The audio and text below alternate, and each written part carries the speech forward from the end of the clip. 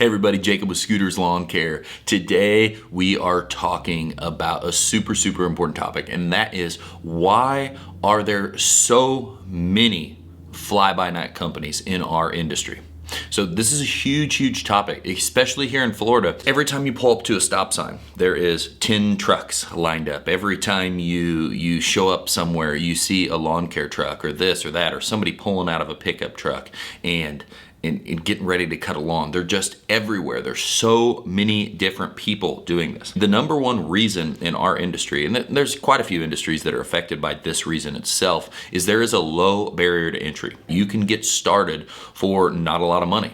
If you've already got a truck, if you've got a vehicle, if you've got something that can move small mowing equipment from one house to the next, you're in business. You don't have to do much. You're not heavily watched on if you're running it legitimate, if you're paying your taxes, if you're paying your employees correctly, or whatever the case. That's what leads into this whole conversation. This breeds a lot of people running around in just a pickup truck and a trailer. And I'm definitely not against that. You can run a very legitimate business doing it this way. But like I said, low barrier to entry. Bunch of people run around in just a truck and trailer. A lot of people never legitimatize their business, and the reason that happens is because they never actually charge enough to grow, make their business legitimate. Really how they're getting by is just not paying taxes, not having insurance, not having workman's comp if they've got employees, and they're able to charge just the bare minimum. This is how a lot of people get by, and this is what happens. But the issues with that are so huge. If someone was to get hurt, if they're on your property, is it worth paying $20 less a week?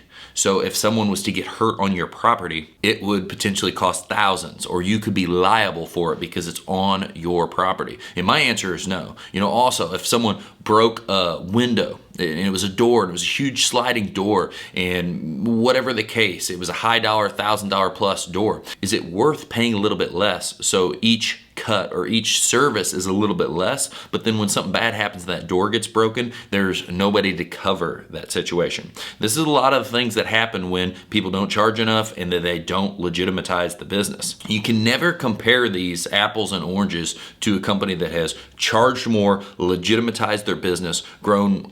I'm sitting in our Florida office right here.